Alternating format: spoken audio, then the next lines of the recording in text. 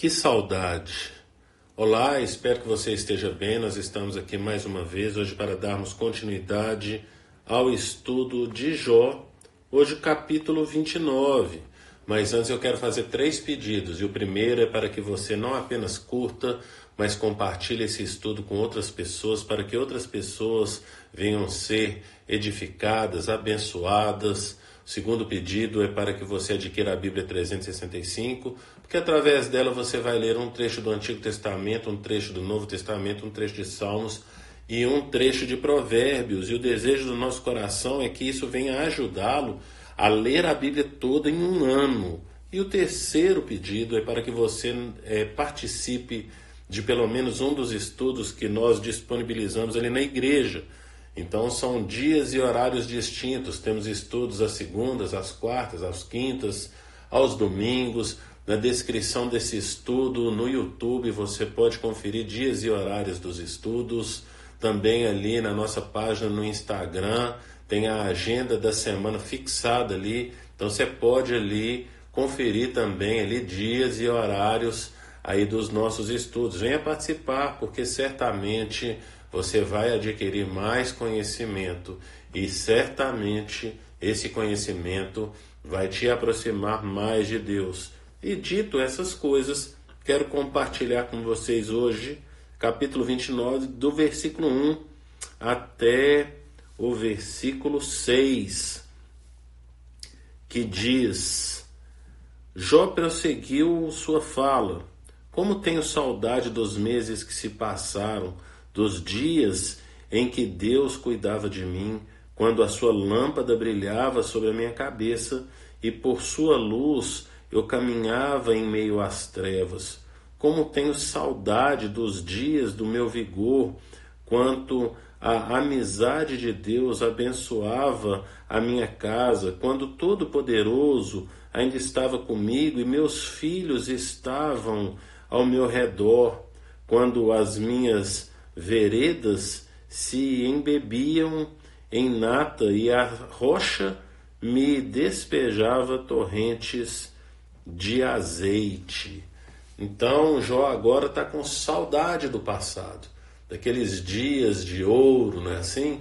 Aonde tudo ia muito bem com relação aos filhos, com relação ao relacionamento dele com Deus. Então ele tem saudade daquele tempo. Eu quero compartilhar aqui então trecho do livro Jó, introdução e comentário do Francis Andersen. Ele é da série Cultura Bíblica, editora Vida Nova.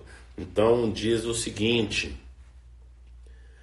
a estrutura artística achada nesse capítulo já foi encontrada várias vezes no livro, uma descrição da admirável conduta de Jó, versículo 11 até o 17, e do seu senso de segurança, versículo 18 ao versículo 20. É emoldurada por lembranças da sua posição na sociedade, começando com seu relacionamento com Deus, versículo 2 ao 5, e com sua família, do versículo 5 e 6, Jó discorre longamente sobre o reconhecimento que recebia da comunidade, do versículo 7 até o 10, e depois do versículo 21 até o 25. O retrospecto que Jó faz de sua vida é um dos documentos mais importantes na escritura para o estudo da ética israelita. O orgulho que Jó tem na sua realização não deve ser entendido erroneamente. Era legítimo, mas não era justiça própria. Se Jó tivesse adotado a postura de um pecador encolhido de medo, isso teria sido, no seu caso, um tipo de justiça própria. Então agora Jó vai ter saudades ali então do seu passado, como nós vimos aqui no comentário, do versículo 1 até o versículo 5, está falando da saudade do relacionamento dele com Deus. Também aí do versículo 5 e 6, saudade então dos filhos, saudade ali da casa dele, saudade de quando as coisas iam bem para ele. E enquanto eu estava lendo e meditando nesse texto aqui de hoje, eu me recordei de uma fala do apóstolo Paulo que eu quero compartilhar com vocês, que está lá em Filipenses capítulo 3, versículo 13 e 14, que diz: Irmãos, não penso que eu já o tenha alcançado, mas uma coisa faço, esquecendo-me das coisas que ficam para trás e avançando para as que estão adiante, prossigo para o alvo, a fim de ganhar o prêmio do chamado celestial de Deus em Cristo Jesus. Então Paulo está falando que ele está deixando o passado dele para trás, passado resolvido, e que tem um alvo para frente, que é então esse conhecimento de Cristo. Eu preciso lembrar que essa palavra conhecimento é voltado para intimidade. Então, intimidade com Cristo Jesus. E agora, então, Jó, ele fica saudosista do seu passado. E eu costumo falar, né, na minha casa, com os meus parentes, um ditado aqui mais antigo, que quem vive de passado é museu. Então nós não vivemos do passado e muito menos moramos no passado. Mas às vezes é necessário visitarmos o passado.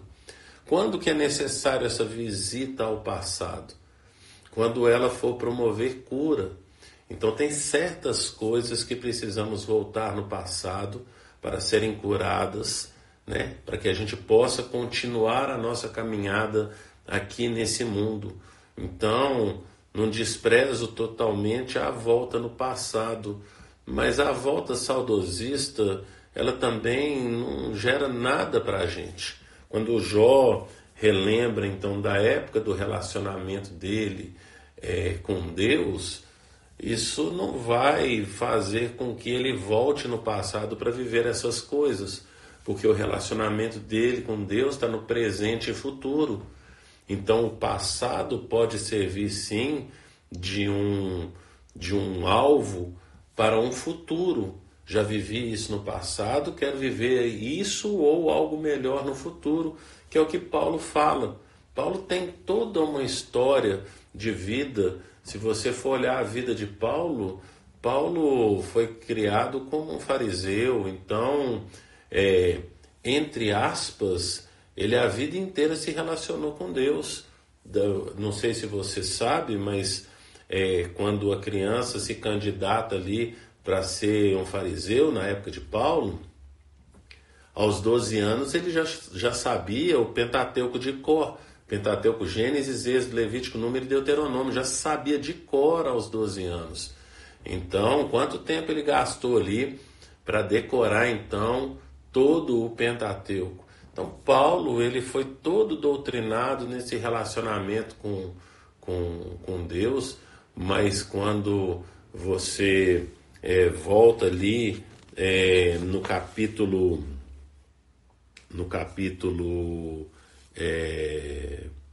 8, aliás, desculpa, capítulo 8, não, desculpa, no capítulo 3 mesmo de Filipenses, né?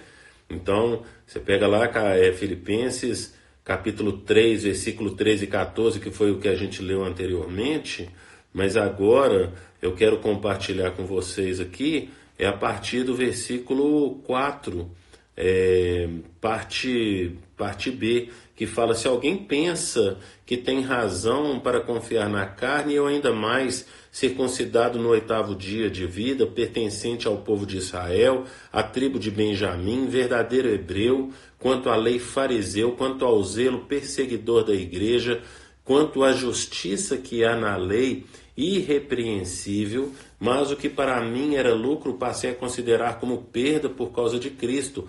Mais do que isso, considero tudo como perda comparado com a suprema grandeza do conhecimento de Cristo Jesus, meu Senhor, por quem perdi todas as coisas. Eu as considero como esterco para poder ganhar a Cristo.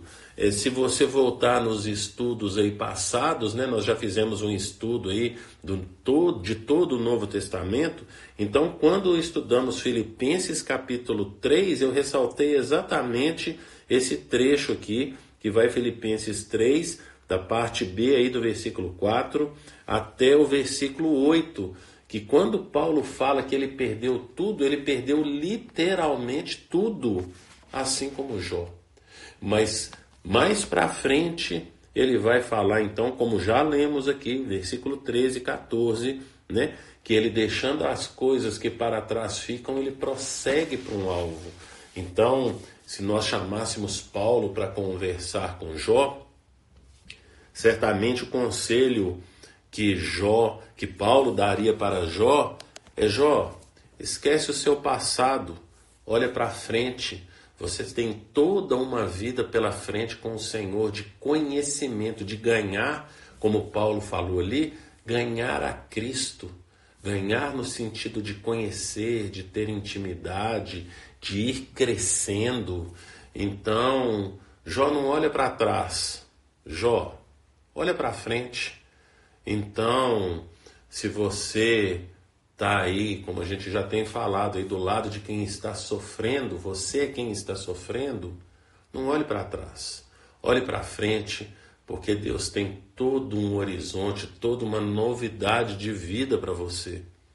Agora, se você está do lado de alguém que está sofrendo, assistindo alguém sofrer, leve essa palavra de esperança para ela. Leve essa palavra de que não olhe para trás, olhe para frente, porque Deus tem um novo horizonte, Deus tem um novo dia, Deus tem coisas novas para você, um conhecimento eterno, porque é assim que a gente vai tomando posse da vida eterna, conhecendo aqui a Cristo, vamos conhecendo cada dia mais e ficaremos eternamente conhecendo ao Senhor e nós nunca o conheceremos por completo. Então, leve essa palavra de esperança e pense nisso e que o Senhor te abençoe.